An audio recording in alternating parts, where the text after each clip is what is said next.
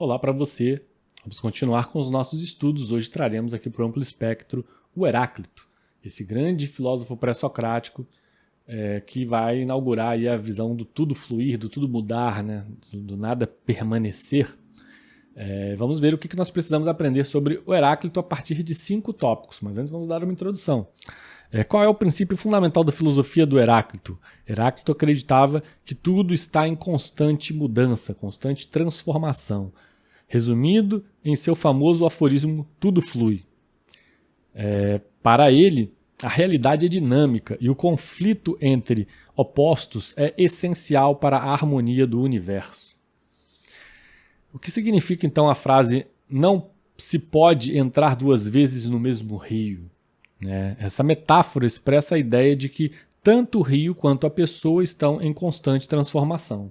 Então, você entra no rio uma vez, você sai do rio. Quando você pretende voltar ao rio mais uma vez, nem você é a mesma pessoa, nem o rio é o mesmo. Então, logo, aquele fenômeno que aconteceu anteriormente não vai poder ser reproduzido. Ao entrar novamente, o rio já não é o mesmo, e quem entra também mudou. É uma imagem poderosa da impermanência e da fluidez da existência, do devir. Qual é o papel do Logos na filosofia de Heráclito? O Logos é o princípio racional que governa e organiza o fluxo do universo. Embora tudo mude, há uma ordem subjacente que pode ser compreendida pela razão. Heráclito acreditava que poucos conseguiam perceber essa lógica profunda por trás das aparências. Então veja que o Heráclito não rejeita que exista uma lógica por trás das aparências, não é absolutamente caótico, entendeu? Em alguma medida ele abre margem para ele não é totalmente opositor ao Parmênides. Então vamos ver aqui, mas ele se apega muito, a filosofia dele, ao empirismo, aos sentidos, à visão, ao tato, ao cheiro. Ele está ali percebendo as mudanças através da sua... E, portanto, ele não nega a finitude, não nega a morte, ele afirma o que vê. Tudo flui. Vamos começar com o primeiro ponto. Tudo flui. Pantarei, a doutrina do fluxo universal. A filosofia de Heráclito é mais conhecida por sua ênfase no constante devir e na mudança incessante de todas as coisas. Sua famosa metáfora, não se pode entrar 2 vezes no mesmo rio, pois as águas já serão outras, ilustra essa ideia central. Para Heráclito, a realidade é um processo dinâmico e perpétuo de transformação, onde nada permanece estático. A própria identidade das coisas está em constante mutação. 2. O fogo como arquê e metáfora da transformação. Heráclito, isso era uma busca de vários filósofos pré-socráticos, do elemento primordial constituinte de todo o universo. Tinha que ter um elemento. Para Heráclito era o fogo. Heráclito identificou o fogo como o princípio fundamental, a arquê de todas as coisas. No entanto, o fogo não deve ser entendido apenas como um elemento físico, mas também como uma metáfora poderosa para o processo contínuo de mudança. Os filósofos pré-socráticos, Heráclito, ele era profundamente hermético, e ele usava de metáforas, era uma mescla entre filosofia e poesia. A verdade é essa. Tinham versos filosóficos. Então, portanto, não se pode depreender, fazer uma leitura de Heráclito puramente literal, acreditando no que ele está dizendo, exatamente. Então, ele acreditava num processo contínuo de mudança, de transformação e energia que permeia o universo, assim como o fogo se mantém constante através da constante troca de combustível e fumaça, e realidade persiste através da incessante interação e transformações de seus elementos constituintes. Então, sobre arquê, fica manifestada a ideia de Heráclito. Vamos para o item 3, a unidade dos opostos e a harmonia através da luta. É algo que vai influenciar depois também a filosofia de Hegel. Hegel vai estar, sobretudo a dialética hegeliana, vai estar muito focada nessa inspiração de luta entre opostos. Para Heráclito, a realidade é caracterizada por uma tensão e interdependência entre opostos, frio e quente, dia e noite, vida e morte, bem e mal. Essa luta, veja, isso me lembra também o taoísmo, tanto o Parmênides quanto o Heráclito me lembra o taoísmo. O taoísmo também tem um pouco disso. tá? Esses opostos. O próprio Hermes Trismegisto falava disso, mas tudo bem. Essa luta e interação dos contrários não são destrutivas, mas sim a própria fonte da harmonia e da ordem do cosmos. A existência de um oposto é necessária para a compreensão e a existência do outro. A guerra entre os opostos é paradoxalmente o que mantém o universo unido.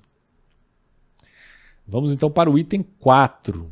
O Logos, né? A razão cósmica e a ordem subjacente. Heráclito introduziu o conceito de Logos, que pode ser interpretado de diversas maneiras como a razão universal, a lei cósmica, o princípio ordenador que governa tudo, o fluxo e a interação dos opostos, ou até mesmo como a palavra ou o discurso que expressa essa ordem. O Logos é aquilo que confere inteligibilidade ao universo em constante mudança, a estrutura subjacente que torna possível compreender as regularidades dentro do fluxo. Veja, a ideia de você depreender realidade dentro de um fluxo que, pelo menos na aparência, é caótico, é um tanto quanto, digamos, inovador e fantástico de termos essa visão em tempos tão remotos, né? Mesmo assim, o Heráclito já enxergava isso.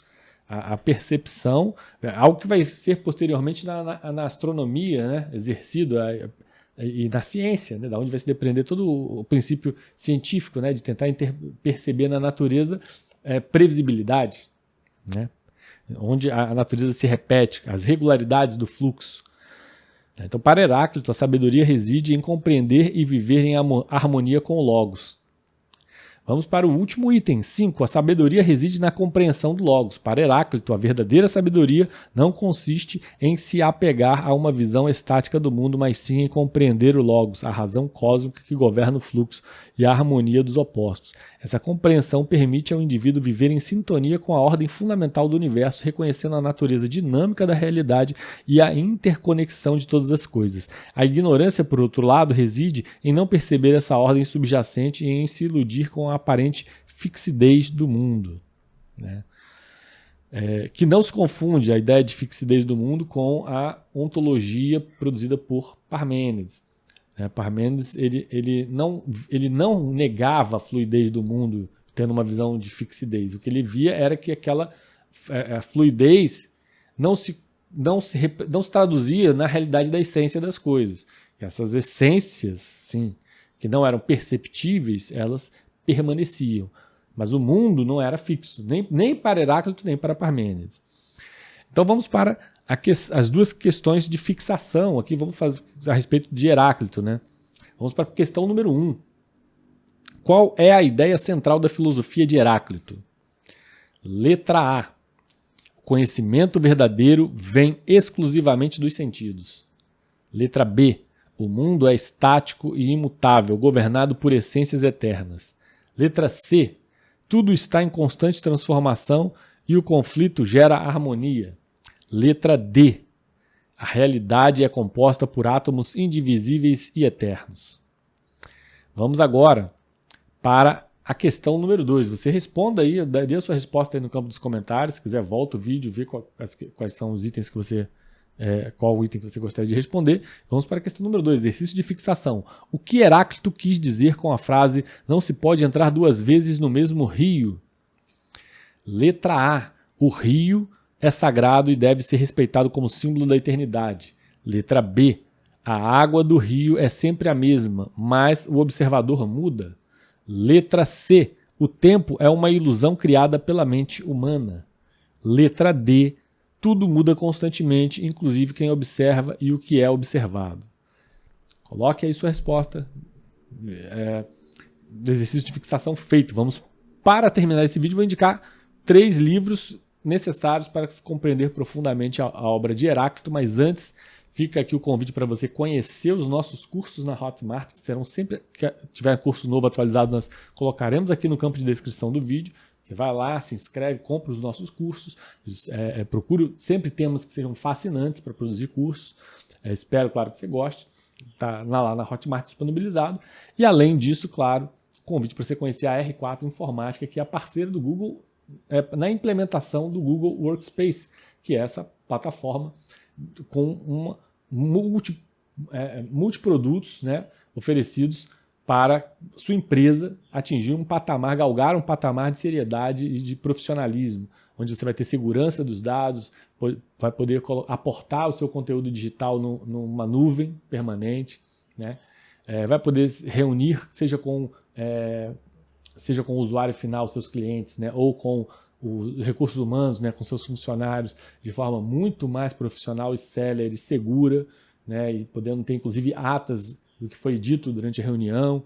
Você vai ter e-mail particular. Olha, uma quantidade de produtos enormes, reconheço que não caberia aqui, então fica o convite para que você conheça todo esse portfólio no site da R4 Informática, que está disponibilizado aqui no campo de descrição do vídeo. Fica esse convite, uma excelente oportunidade de negócio para você.